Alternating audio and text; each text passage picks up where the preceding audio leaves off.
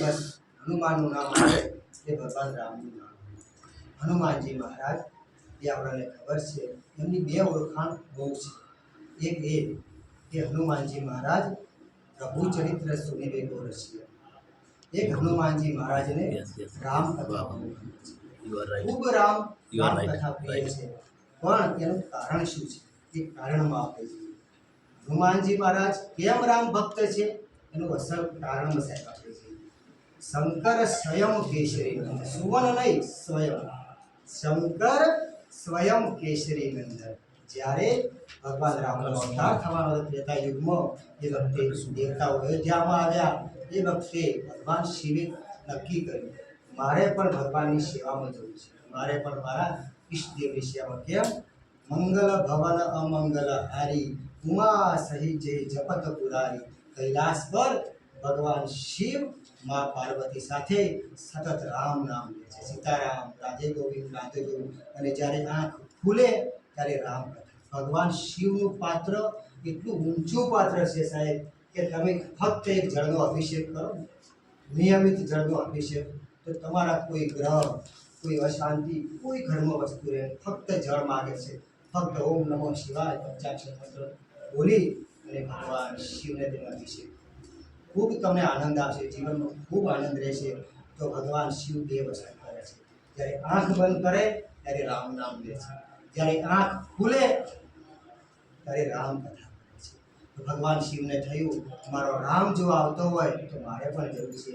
એ વખતે ભગવાન શિવ હનુમાનજી કે બોલીએ હનુમાનજી મહારાજ જય. એમ રામ પ્રત્યે પ્રેમ છે, પોતે શંકર છે. શંકર સ્વયં કૃષ્ણ.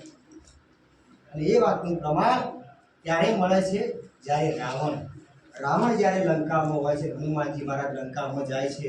રાવણને ખૂબ સમજાય તું બ્રાહ્મણ છે, તારું કુળ જો, તું વેદને જાણનાર છે, ભગવાન શિવનો ભક્ત છે. પણ રાવણ કોઈ વાત સાંભળે, હનુમાનજી મહારાજની કોઈ વાત સાંભળવા તૈયાર છે કે રામ પરબ્રહ્મ છે, પણ રાવણ સાંભળવા તૈયાર નથી. એ વખતે એક વાક્ય કહે છે સુંદરકાંડમાં, પંચમ સોપાન સુંદરકાંડ. તુલસી બાબા કહે છે કે રાવણને હનુમાનજી કહે છે કે હે રાવણ, તું એટલો અભિમાનમાં છે, આજે તારી સામે શંકર આવીને ઉભા રહે તો એ તું માનીશ નહીં. તેનું પ્રમાણ આપ્યું કે હું કોણ છું? હું શંકર છું.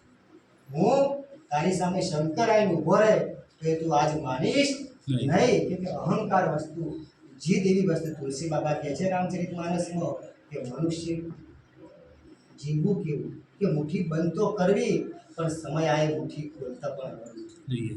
જો મુઠ્ઠી ખોલતા ના આવડી તો સંસાર અફળ થવાનો.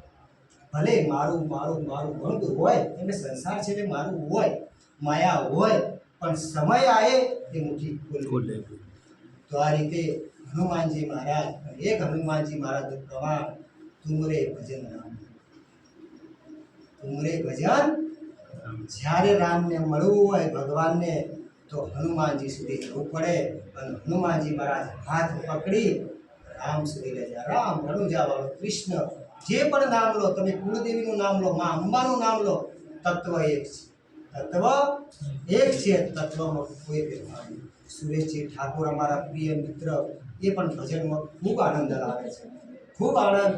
એમનો જે ભજનનો રાગ ઢાળ ખૂબ આનંદ અપાવે છે. તો આ રીતે હનુમાનજી મહારાજ, જેમ કે તુલસી બાબાને જ્યારે રામને મળ્યું હતું ચિત્રકૂટમાં, તો પ્રથમ હનુમાનજીની ભક્તિ કરી. હનુમાનજીની ભક્તિ કરો તો આપોઆપ રામ આવી જાય. તો જો જીવનમાં આપણને ભક્તિનો સમય મળ્યો છે, કેમ? જો ભક્તિ માટે આડરૂપ મુખ્ય વ્યવસાય છે. આમ જોવા જઈએ વ્યવસાય, કેમ કે જે લોકોને વ્યવસાય માટે ખૂબ પ્રયત્ન કરવો પડે, ખૂબ પ્રયત્ન, એમને પછી ભક્તિમાં સમય મળે. પણ આપણને તો ખબર છે 11 થી 5 કે 10 થી 5, એ તો આપણને ખબર છે, બરાબર. તો આપણા જેવા જીવ, જે ઋષિ જેવા જીવ છે, એમને ભક્તિ માટેનો સમય છે, પૂરતો સમય છે. તો એક વસ્તુ જો કથાનું શ્રવણ દિલથી હોય અને હોય એક જ વસ્તુ કરવાની, ભગવાન શિવનો અભિષેક. કદાચ તમને મંદિરે જવાનો સમય ના હોય તો ઘેર નાનું શિવલિંગ લાવી પણ જળનો અભિષેક થઈ શકે છે. ઓમ નમઃ શિવાય. તમારા જીવનમાં કોઈ દુઃખ નહીં રહે. અને શનિવારે હનુમાન ચાલીસા કરો, હનુમાનજીને યાદ કરો. બસ બોલો.